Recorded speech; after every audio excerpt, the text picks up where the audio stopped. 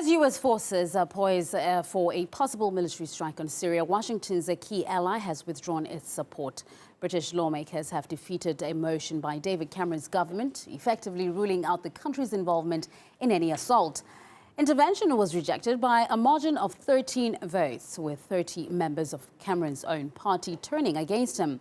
Parliament refuses to sanction British involvement in Syria, even if UN inspectors conclude that Damascus was indeed responsible for the use of chemical weapons earlier in August, an attack that reportedly killed hundreds of civilians. In the eyes of lawmakers, Cameron was unable to make a sufficiently convincing case against Assad. When pressed by MPs to explain why the Syrian regime could possibly want to provoke a foreign action, the Premier admitted that British intelligence could not pinpoint a motive. Cameron then urged lawmakers to make their own judgment against Assad and act on their own convictions. That didn't win over Parliament, creating an embarrassing situation for Downing Street. Let's cross live now to Sarah Firth in London for the details. Sarah, so politically, this doesn't look good for David Cameron, does it? No, defeated and humiliated. That's how the Prime Minister is being portrayed today after that major political blow with Parliament voting against military action. It means that the Prime Minister's decision essentially to recall Parliament, to bring this motion against possible military action in Syria has backfired spectacularly. Many of the Prime Minister's own party members turning against him. Labour today calling his leadership reckless and cavalier.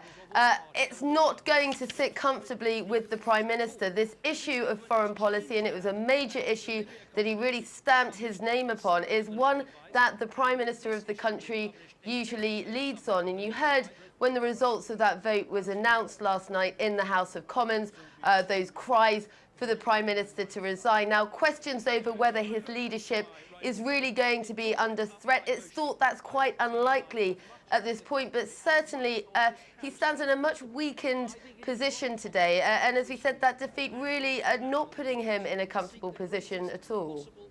How big of a blow is all of this for Washington's case for war in Syria?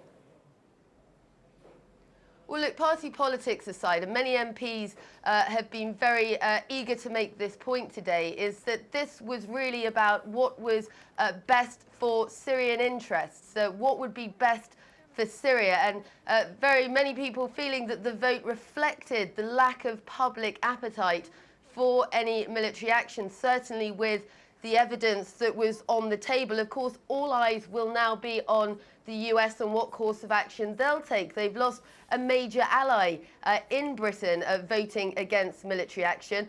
The indicators coming from the US is that they'll be willing, regardless, to go it alone. In terms of a timeline, you've got the UN inspectors coming out the country on Saturday and presenting their preliminary findings. Everyone going to be looking very closely at that. Of course, they're not expected to make any assertions as to who's to blame, but it is thought that they'll be presenting some form of narrative based on the evidence they've collected. So all eyes will be closely on that, and then the actions that follow. But as we said, certainly the Prime Minister today here, both internationally and here at home, standing a little less tall today, I think. Sarah Firth there giving us reactions and an update on the Syrian reaction there from London.